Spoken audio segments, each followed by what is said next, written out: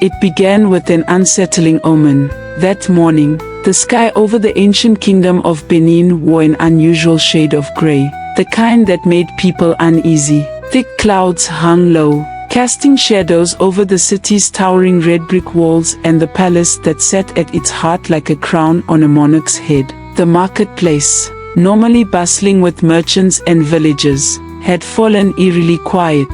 The air was thick, almost as if the kingdom itself was holding its breath. Rumors had been swirling through the streets for weeks. The annual festival of the Queen's selection was approaching, and everyone was eager to know who the gods would favor this year. In our kingdom, beauty was seen as a mark of divine blessing, and the Queen was always chosen from among the most physically gifted women. Traditionally, she had to possess a specific quality: voluptuous, rounded hips and full buttocks. It was believed that this symbolized fertility and abundance, qualities necessary to ensure the kingdom's prosperity.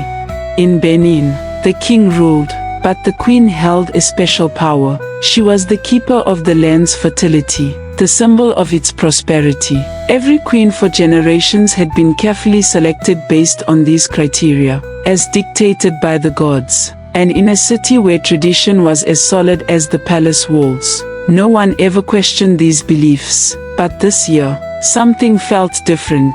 3 weeks before the festival, the earth beneath the kingdom had shaken violently. 3 times, to be exact. The first tremor had come at dawn, waking the people with a deep, rumbling sound that made even the bravest among us feel vulnerable. The second had arrived in the middle of a bustling market day, causing stalls to collapse and sending merchants fleeing in terror. The third occurred late at night, under the light of a crescent moon, and it was this one that filled the elders with dread. The gods are angry, the high priest, Obo, had declared to the king. There is change in the air, and the gods will soon reveal their choice for the queen. It may not be as we expect. This announcement sent shockwaves through the kingdom. What could the gods mean? Surely, they would choose one of the esteemed women of the palace, one who embodied the traditions of beauty and grace. All eyes turned to the royal court, where preparations for the festival began in earnest. The marketplace buzzed with talk of who might be chosen. At the center of all the gossip was Efua, the daughter of one of the kingdom's most powerful chiefs. Efua was renowned not just for her family's wealth but for her physical beauty. She was exactly the kind of woman the gods had always favored: tall, with a perfectly sculpted figure, and the rounded hips and full buttocks that the kingdom celebrated. Many believed that Efua was the gods' obvious choice, and she, too, carried herself with the confidence of one already crowned.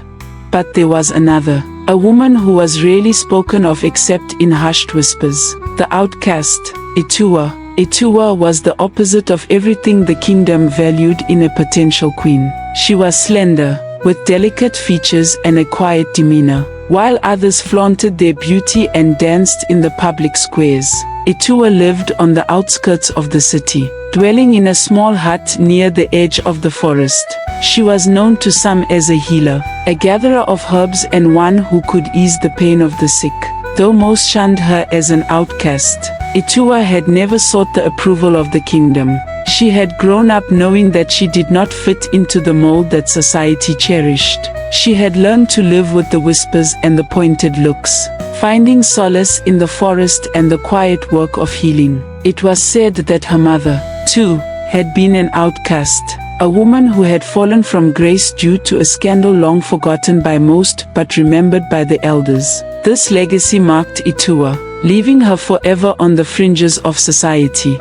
I remember watching Etua from a distance during those weeks of preparation. I served as one of the Oba's messengers. Oba is the name we call our king, a role that allowed me to witness much of what transpired in the palace and the market. I had seen her passing through the village on her way to the forest, her eyes lowered, her steps light and swift. She moved like a shadow, unnoticed by most, except for those who needed her healing touch. She has no place among us, I overheard an elder mutter one day in the market square. The queen must be a woman of strength, of beauty. The gods will choose accordingly. But even as the elders spoke with certainty, the earth seemed to disagree. The tremors grew more frequent, each one rattling the city and causing fear to seep into the hearts of its people. The gods, it seemed, were not content with the old ways. Then came the night of the festival. The palace courtyard was transformed into a grand arena, adorned with red and white fabrics that fluttered in the cool evening breeze. Torches burned brightly, casting a warm glow over the polished clay ground.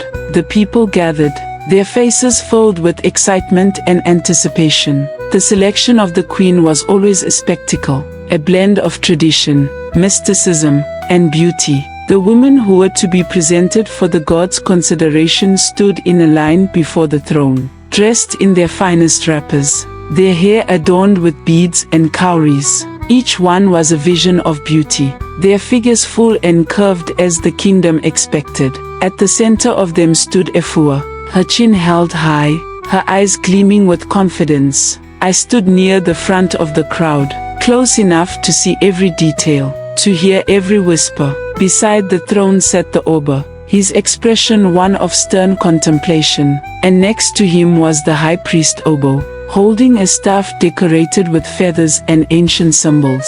The air was thick with the scent of incense and the tension of unspoken prayers. The high priest stepped forward, raising his arms to the sky. "O great gods of our land," he chanted, his voice echoing through the courtyard. "We come before you to seek your blessing. Show us the one who shall be our queen, the one who will bring prosperity and peace to this kingdom." As he spoke, the sky darkened, clouds gathered overhead, swirling ominously as if stirred by an unseen force. A gust of wind swept through the courtyard, making the torches flicker and the leaves rustle. The people gasped, some stepping back in fear. It was as though the very elements were answering the priest's call.